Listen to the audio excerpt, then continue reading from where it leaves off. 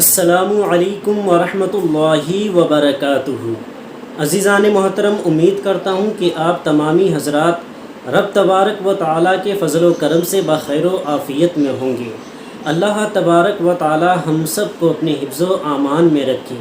دوستو، ویڈیو کو مکمل دیکھیے گا، بہت ہی خوبصورت بیان ہے، قرآن و حدیث کی روشنی میں مفتی شہریار رضا صاحب بتا رہے ہیں۔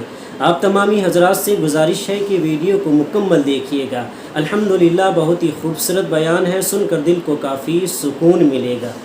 یہ کیا مسجد سے مائک پھینکے گا، یہ کیا ہمیں ہندوستان سے اکھاڑ کے پھینکے گا۔ ان کے باپ دادا ان سے زیادہ پڑھے تھے، ان کے باپ دادا ان سے زیادہ طاقتور تھے، ان کے باپ دادا فراٹے سے انگریزی بولتا تھا، ان کا باپ دادا انگریزوں کی حمایت اس کو حاصل تھی۔ جن کا دادا مضبوط تھا، جن کا باپ طاقتور تھا، جن کے پاس علم بھی تھا، جن کے پاس فورس بھی تھی، جن کے پاس طاقت بھی تھی، ان لچوں کے پاس نہ علم ہے، ان لفنگوں کے پاس نہ اخلاق ہے، ان لفنگوں کے پاس صرف بکواس ہے۔ یہ بکواس کر کے اسلام کی بڑھتی ہوئی کشتی کو روکنا چاہتا ہے، ان کا کام ہی ہے یہ کرتے رہنا۔ اگر میرا وہ بچہ جو نرفس ہو رہا ہے، جو ڈس اپوائنٹمنٹ کا شکار ہو رہا ہے، جو مایوسیت کی کیچڑ میں لپت ہو رہا ہے، اس کے لیے میرا پیغام ہے، تمہیں ڈرنا نہیں چاہیے ان لچوں لفنگوں سے، تمہیں ڈرنا چاہیے۔ تیری مسجد اگر ویران ہے، اس سے تم کو ڈرنا چاہیے۔ تیرا مدرسہ اجڑا ہوا ہے، اس سے تم کو ڈرنا چاہیے۔ نماز فرض ہوئی تھی 15 سال میں،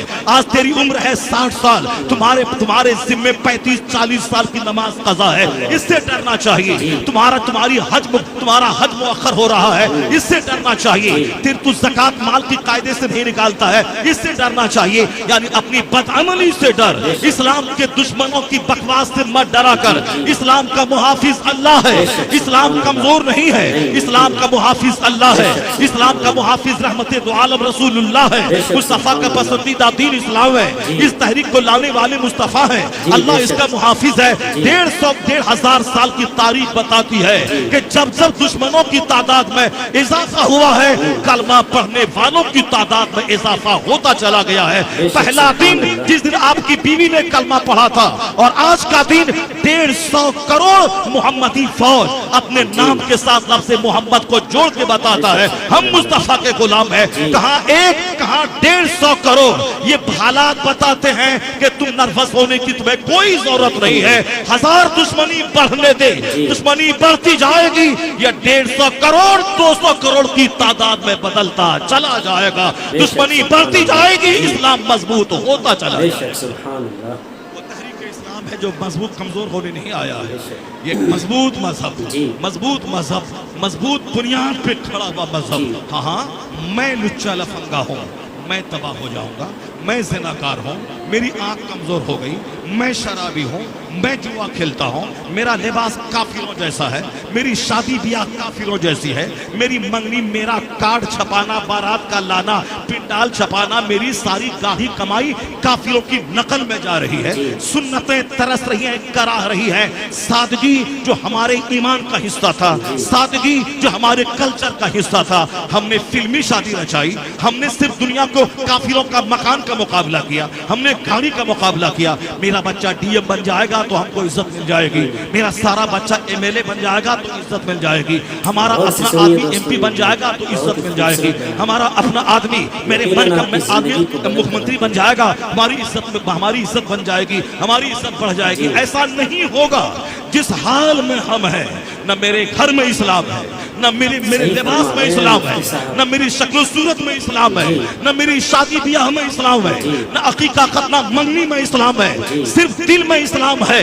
بظاہر سارا کام کافروں جیسا، یعنی میری ماں بہنوں کا بے پردہ پھرنا، شادی کے موقع پہ بے پردگی کا دھمال مچانا، اس قدر سج دھج کر ننگے سر اور نیم برہنہ ہو کے جانا، جیسے کوئی طوائفیں سج دھج کر کراہت کے انتظار میں اپنے کوٹھے سے باہر نکلتی ہیں۔ یہی ہے اسلام، یہی ہے فاطمہ الزہرا کی سیرت۔ ایک شخص نے نقاب کے خلاف کچھ بولا تو سارا ہندوستان چلا رہا ہے، یا نہیں نقاب پہن کے میری بیٹی جائے گی۔ ایک بیٹی نقاب پہن کے گئی، چلائی تو سارا ہندوستان اٹھا کے کہتا ہے وہ شیرنی ہے، وہ بہادر ہے، وہ یہ ہے، وہ ہے۔ ایک بیٹی کے نقاب سے تجھ کو کیا ملے گا؟ ایک تو ٹیمپرورلی، وہ تو اکیزنلی، وہ تو ایک اتفاقی امر تھا جو ایسا ہو گیا، ورنہ کافروں کا بولنا کہ نقاب پہن کے आके मेरे स्कूल का माहौल खराब मत करना, वरना तेरी 99% बेटियां बेनकाब रहती है। वो तुम्हारे जलसे में बेपर्दगी, तुम्हारे उर्स में बेपर्दगी, तुम्हारी शादी में बेपर्दगी, तुम्हारे पास पैसा बढ़ता है, तेरी बेटियां जींस और टी शर्ट पहन के कॉलेज जा रही है, ट्यूशन पढ़ने जा रही है, कोचिंग सेंटर जा रही है, बाजारों में मार्केट में तेरी माए बहनें बेटियां बेपर्दा लिबास पहनकर बेपर्दा होकर मार्केटिंग कर रही है। और तुम स्कूल में क्यों 5 औरत भूतनी और चुड़ैल बनकर निकाब पहन के आ रही है, जब 99% तेरी बेटियां बेपर्दा घूमती है। ये 5 औरतें स्कूल का माहौल क्यों खराब करती है, क्यों हिजाब पहन के आ गई, क्यों निकाब पहन के आ गई। यहाँ चिल्लाने की जरूरत नहीं है, सिर्फ खामोशी से इसका जायजा लेने की जरूरत है। यह दिल किसने दिखलाया है? हमने उन काफिरों की जबान में हौसला हमने दिया है कि हमने समझा कि मौलवी का काम है दाढ़ी रखना, हमने समझा मौलवी का काम है टोपी पहनना। बहैसियत ईमानदार हमारा काम नहीं है काफिरों का मुकाबला करना, उसकी तरह क्लीन रहना, उसकी तरह लिबास पहनना। ये मौलवी का काम है मस्जिद को आबाद करना, ये मौलवी की बीवी का काम है निकाब पहनना। बाकी हमारी बेटियां ये अरबपति की बेटियां हैं, ये तो जींस टी शर्ट पहनकर जब पैसा बढ़ता रहे तो लिबास छोटा होता रहे। पहले पैसा था तो लिबास ढीला था, पैसा बढ़ा थोड़ा टाइट लिबास हुआ, और पैसा बढ़ा तो फिर जो पिंडली तक लिबास था वो घटके तखनों तो घुटनों तक आ गया। थोड़ा और पैसा बढ़ा तो वो लिबास शॉर्ट्स में बदल गया, थोड़ा और पैसा बढ़ा वो शॉर्ट्स बिकनी में तब्दील हो गया। यानी हमारा पैसा मुझको नंगा कर दिया। तो हम में एक काफिर में क्या फर्क रहा, हम में और एक काफिर की बेटी में क्या फर्क रहा। शादी ब्याह में वही धमाल है जो एक हिंदुओं के यहाँ है, फिर हम में एक जहन्नमी में क्या फर्क रहा। तो बेटी को नंगा पहले मैंने किया, मैंने उसका लिबास बदला, मैंने दुपट्टा छीना, मैंने उसको जींस से पहनाया, मैंने उसको चड्डी और बिकनी पहनाया। आजकल कोई काफिर मेरे निकाब के खिलाफ बोल रहा है, चिल्लाता क्यों है, प्रोटेस्ट क्यों करता है, एहतजाज क्यों करता है, क्यों हल्ला करता है। ये दिन तो हमने उसको दिखलाया है। स्कूल में 90% बेटियां हमारी जींस टी शर्ट पहन के जाती है और 2-4 बेटियां निकाब पहन के आ रही है। वो तो बोलेगा ही, अगर ये निकाब कंपलसरी होता तो तेरी सारी बेटियां निकाब पहनती। यहाँ तो 90% निकाब नहीं पहनती और तुम 5 क्यों हिजाब ओढ़ के स्कूल का माहौल खराब कर रही हो। उनका बोलना हक बजानिब है। यहाँ बुजुर्गों ने कहा है, चिल्लाए बगैर अपनी तहरीक का जायजा लेना, अपने अमाल का जायजा लेना, अपने अहवाल का जायजा लेना।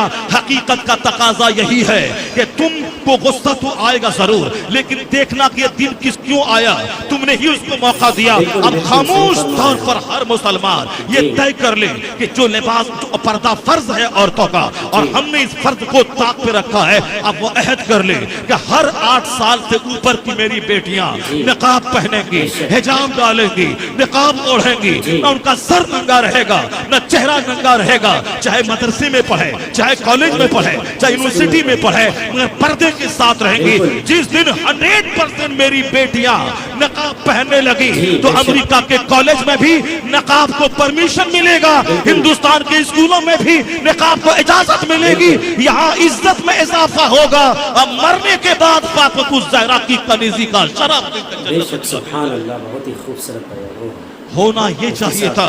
यह दिन देखने को मिला नहीं। सिर्फ प्रोटेस्ट करना है, एहतजाज करना है, मौका हमने दिया है। मेरा बेटा बोलता है कि मैं दाढ़ी क्यों रखूं मौलाना, दाढ़ी रखता हूं तो मेरी बेटी मेरे निकाह में आने से इनकार कर देती है। मेरे अपने लोग कहते हैं कि नहीं जंगल वाला मुझको अच्छा नहीं लगता है। मैं कहता हूं कि हाँ, बात बिल्कुल सही है, ये मौका हमने दिया है। हमने क्या कहा, 98% लोगों ने दाढ़ी मुंडाया। सिर्फ मौलवी और मौलवी के संपर्क में आने वाला 2% आदमी उसने चेहरे को दाढ़ी से सजाया। चाहे चेहरा जैसा भी लगे, मगर सरकार की सुन्नत पे अमल करना है, जैसा कैसे लगे। डॉक्टरों और तबीबों ने भी कहा है कि दाढ़ी रखने से ताकत में इजाफा होता है, दाढ़ी रखने से हुस्न में इजाफा होता है। दाढ़ी मुंडाने के नुकसानात स्किन डिजीज है, जल्दी अमराज है, सेक्सुअल फोर्स कमजोर हो जाती है। लगातार 7 नस्ल तक दाढ़ी मुंडाए तो 8वीं नस्ल नामर्दों और हिजरों की पैदा होगी। यानी मजहबी तौर पर भी दाढ़ी लाजमी है और जिस्मानी तौर पर फिजिकली तबीबों और डॉक्टरों के नजदीक ये दाढ़ी जरूरी है। अल्लाह ने औरतों को दाढ़ी नहीं दिया, मर्दों को दी है, क्योंकि औरतों के चेहरे पे दाढ़ी के बाल या उनकी जिस्मानी कमजोरी की दलील है, उनकी निस्वानियत खत्म हो जाती है। और मर्द की दाढ़ी मुंडाने का मतलब इनके नामर्द होने की दलील है, क्योंकि औरतों के चेहरे पे दाढ़ी के बाल नहीं है। अगर उगे वो औरत निस्वानियत की सिफत से आरी होती है। मर्द के चेहरे पे दाढ़ी अल्लाह रब्बुल इज्जत की तरफ से ये दाढ़ी एक नेमत है। अगर मर्द इसको मुंडाए तो उसकी सेक्स की ताकत कमजोर हो जाती है। तो हमने इसको ताक पे रख दिया। हमने फिल्मी हीरो को देखा और चेहरा मुंडाया, हमने आज के मौजूदा यहूदो नसारा को देखा और मैंने चेहरा को मुंडाया। अब मेरे बच्चे कहते हैं दाढ़ी रखता हूं तो कॉलेज में लोग कहते हैं आतंकवादी आ गया या दहशतगर्द आ गया या टेररिस्ट आ गया। तो मैं कहता हूं 99 तेरा बच्चा दाढ़ी मूंडता है और एक बच्चा दाढ़ी रख के कॉलेज जाएगा वो तो अजूबा लगेगा ही, वो तो लोगों को आतंकवादी लगेगा ही, क्योंकि जितने आतंकवादी का चेहरा है वो सारे आतंकवादी के चेहरे पर दाढ़ी है, आतंकवादी का नंगा सर है, आतंकवादी का लिबास अलग जैसा होता है। अगर तेरा बेटा भी दाढ़ी रखे जाता है स्कूल में अकेला तो लोग कहते हैं ये आतंकवादी जैसा चेहरा है। तो हमने बना दिया आतंकवादी जैसा चेहरा वाला उसको जो दाढ़ी रखे स्कूल जाता है। ये हमारे 99% बच्चे दाढ़ी मूंड के जाने लगे। क्यों? नौकरी नहीं मिलेगी, मैं आर्मी में नहीं जा पाऊंगा, मैं फोर्स में नहीं जा पाऊंगा, मेरे बच्चे मिनिस्टर नहीं बन पाएंगे, मेरे बच्चे IAS ऑफिसर नहीं बन पाएंगे। मैं कहता हूं तन्हाई में बैठ के गौर कर ले, इसी मुल्क के हिंदुस्तान में एक छोटी सी बिरादरी है सिखों की, उनका बेटा पढ़ता लिखता है, हमसे अच्छा पढ़ता लिखता है, उनका बेटा दाढ़ी और पगड़ी के साथ यानी जेल सिंह बनकर हिंदुस्तान का राष्ट्रपति बन जाता है। उनका बच्चा दाढ़ी पगड़ी के साथ पढ़ लिख कर बूटा सिंह बनकर उनका बेटा होम मिनिस्टर हिंदुस्तान का बन रहा है। उनका बेटा दाढ़ी पगड़ी के साथ ब्रिटेन में पढ़कर वहां से वापस आके रिजर्व बैंक का गवर्नर बन जाता है। उनका बेटा दाढ़ी पगड़ी के साथ हिंदुस्तान का प्राइम मिनिस्टर मनमोहन सिंह की सूरत में बन जाता है। उनका बेटा आर्मी चीफ यानी जल सेना, वायु सेना, थल सेना, वायु सेना का अध्यक्ष, मुश्तरका सदर, वो दाढ़ी और पगड़ी वाला सिख का बेटा बन जाता है। जो अध्यक्ष होना, जो प्रधानमंत्री से ज्यादा ताकतवर मनसब है, प्रेसिडेंट से ज्यादा ताकतवर मनसब उसके पास है, यानी उनके पास तीनों सेना की कमान रहती है। अगर वह पावरफुल बना तो प्रधानमंत्री के खिलाफ वह रिवोल्ट कर सकता है, बगावत कर सकता है। इसने ताकतवर मनसब पर दाढ़ी पगड़ी वाला फाइज होता है। बैंक का मैनेजर, प्रोबेशनरी ऑफिसर, वो दाढ़ी पगड़ी के साथ बन रहा है। यहाँ तक कि बैंक का मैनेजर के अलावा रेलवे का मैनेजर, वो साहब दाढ़ी पगड़ी के साथ सिख का बच्चा बन रहा है। तो वहाँ कहाँ स्कूल में पहरा बैठा नहीं, स्कूल में दाढ़ी लेके नहीं आएगा, चूंकि सिखों ने मनवा लिया है कि दाढ़ी मेरे मजहब का हिस्सा है, पगड़ी मेरे लिए कंपलसरी है। इसलिए उन्होंने ख्वाहिशात और फिल्मी कल्चर को घर में दाखिल होने नहीं दिया। उन्होंने कहा मेरा लिबास जो भी हो दाढ़ी पगड़ी साथ रहेगी। तो अब दिल्ली के केंद्रीय विद्यालय में दाढ़ी पगड़ी के साथ उसके बच्चे पढ़ रहे हैं, कनाडा के स्कूल में दाढ़ी पगड़ी के साथ उसके बच्चे पढ़ रहे हैं, यहाँ तक कि हिंदुस्तान की जवाहरलाल नेहरू यूनिवर्सिटी में दाढ़ी पगड़ी के साथ उसके बच्चे पढ़ रहे हैं। गवर्नमेंट के नजदीक भी उनको सम्मान है कि किसी भी पोस्ट में वो जा सकता है अगर उनके पास मेरिट और काबिलियत मौजूद है। मगर मेरे बच्चे को आतंकवादी क्यों बोला जाता है? मेरे बच्चे के पास मेरी बहनें, मेरी बेटियां क्यों उसके निकाह में आ रही है? हीरो साइकिल का मैनेजर दाढ़ी पगड़ी वाला, पंजाब की खूबसूरत बेटियां उसी दाढ़ी जंगल वाले शौहर का इस्तेमाल करती है, उसी के निकाह में वो जाती है। वो भी IAS ऑफिसर है पंजाब की बेटियां, वो कहां कहती है दाढ़ी वाला नहीं चाहिए, जंगल लग रहा है, पगड़ी वाला नहीं चाहिए, 18 साल का जवान 80 साल का बुढ़ा लग रहा है। नहीं, उनकी बेटियों के भी दिमाग में सेट है कि हमारे मजहब में दाढ़ी और पगड़ी कंपलसरी है। मुझे अपने हस्बैंड के सिलेक्शन में इसका तो ख्याल रखना ही पड़ेगा। ये हमारी गरीब रिक्शा चलाने वाली की मजदूर बेटी, जिसको न इल्म इस्लाम का है न दुनियावी तालीम है, और इनको बाप माँ घर का कल्चर भी काफिराना है। वहाँ घर में पॉलिटिक्स का चर्चा, फिल्म का चर्चा, क्रिकेट का चर्चा, ये सारा चर्चा है, मगर कभी इस्लाम का चर्चा, बुजुर्गों का चर्चा, गौसे आजम की माँ का चर्चा, फूले से भी नहीं लेता। ईद के दिन टोपी पहन के चला गया, बाकी सारा लिबास काफिराना, शादी ब्याह में कल्चर सारा काफिराना। अब वो बच्चा क्या जानेगा कि सुन्नत क्या है, फर्ज क्या है, नफल क्या है, आखिरत क्या है, जन्नत क्या है? वहां तो बाप ने कभी जन्नत की बात ही नहीं की। वो घर में तो बोला कि वह पढ़ा लिखा, कमाया खाया, वह पढ़ा लिखा अरबपति बन गया, वह डॉक्टर बना करोड़ों का घर बना लिया, वह इंजीनियर बना करोड़ों का घर बना लिया। अब तो बच्चा समझता है कि पढ़ने का मकसद पैसा कमाना, डॉक्टर बनने का मकसद पैसा कमाना। अब अगर उसका बच्चे का कल्चर उजड़ जाए, मिठाई का एक पैकेट उसका ईमान छीन ले, नौकरी की लालच से वो ईमान को खैर बात कह दे, कसूर उस माँ बाप का है जिसने बच्चों के सामने खाने कमाने का चर्चा तो किया, वह जन्नत का चर्चा नहीं किया, जहन्नम की आग का चर्चा नहीं کیا, حضور کی حیات طیبہ کا چرچا نہیں کیا. گاندھی کا چرچا ہوا, نہرو کا چرچا ہوا, امبیڈکر کا چرچا ہوا, مگر سرکار دو جہاں کی سیرت کا چرچا نہیں ہوا. اب اگر بچے ہاتھ سے نکل گئے تو لوگ کہتے ہیں مولانا ایسی تقریر کیجئے کہ میرے بچے ہاتھ میں آ جائیں, میرے بچے ہاتھ سے نکل گئے. ایک دن کی تقریر سے کچھ نہیں ہوتا, ایک دن کی تقریر سے ماحول میں کوئی بڑی تبدیلی نہیں آتی. تبدیلی ماں باپ کے روزانہ کے کلچر سے آتا ہے. ماں باپ کا چہرہ بچوں پہ اثر انداز ہوتا ہے. ماں باپ کی بولی بچوں کی شخصیت کو سنوارنے اور بگاڑنے میں ہیلپر اور مؤمن و معاون ثابت ہوتی ہے. ماں باپ کا رول اہم ہوتا ہے. ہم نے تو گھر میں دنیا دار کا چرچا کیا, جب بچے ہاتھ سے نکل گئے اب مولانا یاد آ رہا ہے, اب تعویذ یاد آ رہی ہے, اب ترکیب یاد آ رہی ہے. تعویذ کیا کرے گی؟ آم کے پیڑ میں تعویذ لگانے سے وہاں کٹہل تھوڑی پھل جائے گا. لیچی کے پیڑ میں 1 کروڑ تعویذ ڈال دے, وہاں سے اخروٹ تھوڑی پھل جائے گا. کٹہل کے پیڑ میں تعویذ 1 لاکھ ڈال دے, وہاں سے سیب تھوڑی نکل جائے گا. یہ تو قدرت کا قانون ہے. جیسی ماں ویسی اولاد, جیسا باپ ویسا بچہ, جیسا درخت ویسا پھل, جیسی زمین ویسی پیداوار, جیسی فیکٹری ویسا پروڈکشن. یہاں ساری تدبیریں الٹی تھی اور نتیجہ برعکس نکلا. تو اب تعویذ لا کے دے دو. اب تعویذ سے فائدہ نہ ہوا تو اب تعویذ کا ہی انکار کر بیٹھا کہ تعویذ سے کوئی فائدہ نہ ہوتا ہے. قدرت کا قانون ہے, جب ماں ہو فاطمہ جیسی اور باپ ہو علی جیسا تو بیٹا حسن اور حسین پیدا ہوتا ہے. جب ماں ہو سر سے لے کے پاؤں تک نیکی کا پتلا اور باپ ہو عابد شب زندہ دار اور باپ ہو مجاہد فی سبیل اللہ تو بیٹا ولیوں کا سردار عبد القادر جیلانی پیدا ہوتا ہے. قدرت کا قانون ہے, جب ماں ہو ام الخیر ماہ نور یعنی رات رات دن دن بھر اشراق چاش تہجد اوابین نماز پنجگانہ کی پابند تو ان کا بیٹا ان کے شکم سے نکلنے والا معین الدین اجمیری ہوتا ہے.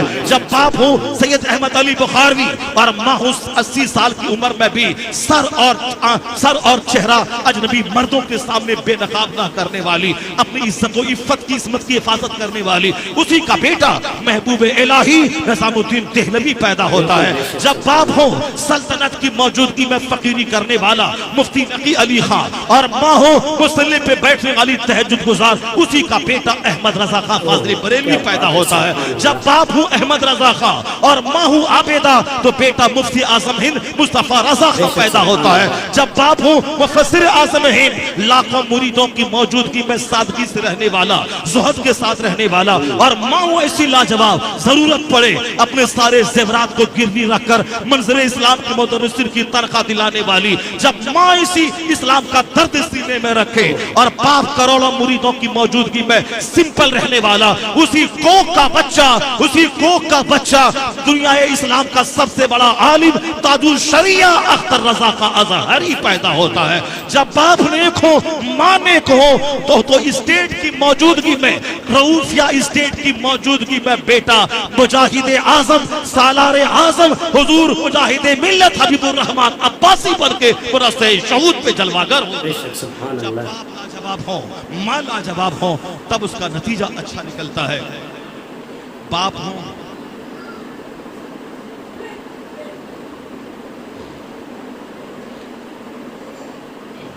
باپ ہوں گٹکا خور, باپ ہوں پھر ساری انرجی جھونک کر نماز چھوڑنے والا, دنیا کے پیچھے دن رات پاگل رہنے والا.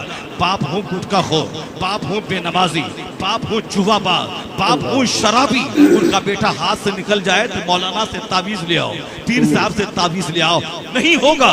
تعویذ کا کام ایک جزوی ہوتا, ٹیمپروری ہوتا ہے. تعویذ لڑکی کو لڑکا نہیں بنا دیتی ہے, تعویذ گورے کو کالا, کالا کو گورا نہیں بنا دیتی ہے. تعویذ کا مطلب یہی ہے کہ آم کا پیڑ ہے مگر پھل تھوڑا کڑوا نکل رہا ہے تو اب تعویذ ڈال دیے جائیں تاکہ اس کا کیڑا مر جائے, تاکہ تھوڑا سا ٹیسٹ اس کا بڑھ جائے, ورنہ سرے سے یہ نہ ہوگا کہ تعویذ سے آم میں سے پھل جائے. ایسا نہیں ہے, بلکہ جزوی نقصان ہے, اس کو دور کرنے میں تعویذ مددگار ثابت ہوتی ہے. ماں نیک رہے, باپ نیک رہے, اب بیٹا تھوڑی سی غلط صحبت میں پڑھ کر دماغ میں آوارگی آ گئی ہے, تب ایک ولی کا ہاتھ ان کی شخصیت کو سنوار دیتا ہے. ایک چھوٹی سی تعویذ سے ان کی سوچ میں تبدیلی آ جاتی ہے. لیکن بنیاد ہی خراب ہو تو پھر وہاں کوئی تعویذ کام نہیں کرے گی. بنیاد ہی خراب ہو, زمین ہی بنجر ہو, وہاں وہاں سے کوئی فصل نہ نکلے گی. میں اپنے کردار کا جائزہ لوں, میں اپنے گھر کے احوال کا جائزہ لوں, اور پھر پنجاب کی بیٹیوں کے دماغ میں یہ بات گھس گئی ہے کہ میرا شوہر داڑھی والا ہی ہوگا. کاش میرے بچے یہ جان لیں کہ حضور کی سنت ہے داڑھی رکھنا, فرض ہے نماز پنجگانہ پڑھنا. اسٹڈی میں 8 گھنٹے لگائیں گے تب آپ بینک کا مینیجر بنیں گے, 18 گھنٹے پڑھیں گے تب IAS آفیسر بنیں گے. تو دنیا کے چند سکے کمانے کے لیے 18 گھنٹے ڈیلی پڑھنا, اور 30 سال تک پڑھنے کے بعد DM بننا. پھر DM بننے کے بعد گھر میں بیٹھ کے پیسہ نہیں ملتا ہے. DM بننے کے بعد اپنے وطن سے بے وطن ہو کر, ایک بہاری ہے تو ان کی ڈیوٹی بنگلور میں ہو جائے گی, ان کی ڈیوٹی اتر پردیش کی کسی ڈسٹرکٹ میں ہو جائے گی. پھر انہیں 30-35 سال تک سروس کے پیریڈ تک گھر سے باہر رہنا ہے, 24 گھنٹے کی ڈیوٹی کرنی ہے, تب چند سکے کما کے بال بچوں کو پالنا ہے. فرق اتنا ہے کہ مزدور 5,000 مہینہ کماتا ہے اور وہ 5 سے 10 لاکھ مہینہ کمائے گا. پھر 65-70 سال کے بعد کیا کرے گا وہ؟ 65-70 سال کے بعد پیٹ کی تکلیف, گھٹنے کی تکلیف, آنکھ کی تکلیف, اب موت کا انتظار کرے گا. کوئی 70 کوئی 80-90 سال میں مر گیا. تو پھر یہ دنیا کی روٹی کے لیے 25-30 سال تک پڑھنا 18 گھنٹے تک, اور نوکری کرنے کے لیے 25-30 سال تک 24 گھنٹے چوکنا رہنا, گھر سے باہر رہنا. اب پھر موت آئی, مر جانا. اب جہاں جانا ہے وہاں کا ایک دن 50,000 سال کے برابر ہوگا. وہاں جنت کا باغ ہے تو باغ ہے, جہنم کی آگ ہے تو آگ ہے. وہاں تکلیف ہے تو تکلیف ہی تکلیف ہے, آرام ہے تو اس کا کوئی جواب نہیں ہے. یہاں تو ہم نے ساری انرجی جھونک دی چند سکے کمانے کے لیے. 25 سال انجینئر بننے کی پڑھائی کرنی ہے, اب 25 سال نوکری کرنی ہے, اس کے بعد بڑھاپے میں موت کا انتظار کرنا ہے. اب وہاں کیا ہوگا جہاں کا ایک دن 50,000 سال کے برابر ہے, جہاں موت کو ذبح کر دی جائے گی, جہاں اور کوئی دوسرا ایج نہیں آنے والا ہے, وہاں بس سب دن زندہ ہی رہنا ہے. پھر وہاں کی آگ کی فکر کہاں ہے, وہاں کے باغ کی فکر کہاں ہے؟ اگر 18 گھنٹے DM بننے کے لیے میرا بچہ نکال سکتا ہے, کم سے کم روزانہ 18 منٹ اسلام سمجھنے کے لیے نکالنا پڑے گا, قرآن کے لیے نکالنا پڑے گا, مصطفیٰ کی حیات طیبہ کے لیے نکالنا ہوگا. پیٹ کے لیے 18 گھنٹے اور جنت الفردوس کے لیے 18 منٹ نکال دے. جنت کے لیے روزانہ نماز پنجگانہ کے لیے 1 گھنٹہ نکال دے, تب لگے گا اس کو دنیا بھی چاہیے, اس کو جنت بھی چاہیے, اس کو جنت بھی چاہیے, اس کو دنیا بھی چاہیے. یہاں تو دنیا کا جنون سوار ہے, آخرت کی بات ہی کوئی نہیں کرتا. اب بولتا اللہ تعالیٰ معاف کر دے گا, اللہ تعالیٰ معاف کر ہی دے گا. اللہ معاف کرنے والا ہے اور اللہ تعالیٰ روزی بھی دینے والا ہے. یہ سب مسلمان کو عقیدہ رکھنا ہے, اللہ روزی دینے والا ہے. جب اللہ روزی دینے والا ہے, یہ 35 سال تک میرا بچہ مزدور بن کر ایڑی رگڑ کر بمبئی کے انجینئرنگ کالج میں کیوں پڑھا؟ جب اللہ روزی دینے والا ہے تو میرا بچہ انڈیا میں نیٹ نہیں نکال پایا, MBBS کالج نہیں ملا, یہ یوکرین میں جا کے 5 سال سے کیوں ٹپلا کھا رہا ہے؟ میرا بچہ اپنے گھر سے باہر 18 گھنٹے اسٹڈی کر کے وہ DM کیوں بن رہا ہے؟ میرا مزدور 8 گھنٹے تک کھیت میں کیوں ہل چلا رہا ہے؟ میرا بھائی اپنے شہر کو چھوڑ کے کلکتہ جا کے وہاں مزدور بن کر دوسروں کا دھکا کھا کے وہاں کیوں رات دن کر کے مزدوری کر رہا ہے؟ چونکہ دماغ میں ہے میں اپنا گھر چھوڑ کے کلکتہ آ کے میں لکڑی کا کام نہ کروں, میں بھوکا مر جاؤں گا, مجھے روزی نہیں ملے گی. ہاں دل میں ہے کہ اللہ روزی دینے والا ہے, لیکن گھر سے باہر نکل کے محنت کرنی پڑے گی, اس میں مہارت حاصل کرنی پڑے گی, بزنس کا ٹپس اپنانا پڑے گا, 8 گھنٹے دکان میں بیٹھنا ہوگا, تب روزی ملے گی. جب روزی دینے والا اللہ ہے تو پھر دکان میں 8 گھنٹے کیوں بیٹھتا ہے؟ پھر رات بھر نائٹ ڈیوٹی کر کے پیسہ کیوں کماتا ہے؟ وہاں شرط ہے اللہ روزی دینے والا ہے, مگر دماغ میں رنگ ہے کہ محنت نہ کروں تو روزی نہیں ملے گی, دکان میں نہ بیٹھوں تو روزی نہیں ملے گی. کاش یہی سوچ ہر مسلمان کے دماغ میں بیٹھ جائے کہ ہم نے جس طرح دنیا کو سیریس لیا ہے, روزی دینے والا اللہ ہے, لیکن نہیں جاؤں تو روزی نہیں ملے گی, اللہ کے حکم کو مانتے ہوئے روزی کی تلاش کرنی ہے. یہی سوچ بیٹھ جائے کہ روزی دینے والا رب ہے, مگر دکان جانا ہوگا, فیکٹری جانا ہوگا, کھیت جانا ہوگا, تدبیر کرنی ہوگی. یہی تو اسلام کہتا ہے. دنیا کی روزی چاہیے تو کھیت اور دکان جا, اور جنت چاہیے تو سوچ لے مجھے مسجد جانا ہوگا, نماز پڑھنی ہوگی, تلاوت کرنی ہوگی. روزی دینے والا رب ہے, میں دکان جاتا ہوں رب روزی دیتا ہے, میں مسجد آتا جاتا ہوں رب رحم کر کے میرے گناہوں کو مٹا کے جنت الفردوس میں جگہ آتا ہے. یا سوچ اس کی بنانی پڑے گی. نہیں, اللہ معاف کر دے گا. آپ شراب پیے تم, اللہ معاف کر دے گا. ہم کریں ریاکاری, اللہ معاف کر دے گا. ہم رہیں شیطان اور نفس کی غلامی کریں, اللہ معاف کر دے گا. تو پھر یہی فارمولا روزی کے بارے میں کیوں نہیں اپناتا ہے کہ اللہ روزی دینے والا ہے, میں گھر میں رہوں تو بھی روزی دے گا, میں دکان میں رہوں تو بھی روزی دے گا. نہیں, یہاں دنیا قیمتی چیز ہے, چونکہ یہاں شیطان نے پہایا ہے, نہیں جائے گا تو بھوکا مر جائے گا, کوئی پوچھنے والا نہ ہوگا. کاش یہی سوچ دماغ میں ہو جائے. دنیاوی تناظر میں یہاں نہ جاؤں تو روزی خطرے میں پڑ جائے گی, اسی طرح میں مسجد نہ جاؤں تو میری جنت خطرے میں پڑ جائے گی. میں اسلامی لباس نہ پہنوں, میری جنت خطرے میں پڑ جائے گی. میں آنے والے ماہ رمضان کا استقبال کرتے ہوئے بھوکا پیاسا رہ کر روزہ نہ رکھوں, میری جنت خطرے میں پڑ جائے گی. میں پائی کا حساب اپنے مہاجن کو دیتا ہوں, اگر جو حقیقی مالک ہے میرا رب, اگر میں پائی کا حساب کر کے زکات نہ نکالوں, میری آمدنی بھی خطرے میں پڑ جائے گی, میری جنت بھی خطرے میں پڑ جائے گی. یہی اسلامی سوچ ہونی چاہیے. یا اسلامی سوچ جس دن بن گئی کہ روزی روٹی حاصل کرنا ضروری ہے اور جنت جانے کے لیے محنت بھی ضروری ہے, حضور کی سنت پہ عمل ضروری ہے. کاش پنجاب کی بیٹیوں سے ہماری بیٹیوں کو سبق مل جاتا, پنجاب کے چھوکروں سے ہمارے چھوکروں کو سبق مل جاتا. جب وہ دنیا دار کی خوبصورت بیٹیاں داڑھی والے کا سلیکشن کر رہی ہے, ان کا بیٹا داڑھی پگڑی رکھ کر ڈی ایم او اور ایس پی اور انجینئر ڈاکٹر بن رہا ہے, تو پھر ہم کیوں نہیں؟ چونکہ ہم نے گورنمنٹ کی نگاہوں میں منوایا نہیں ہے کہ داڑھی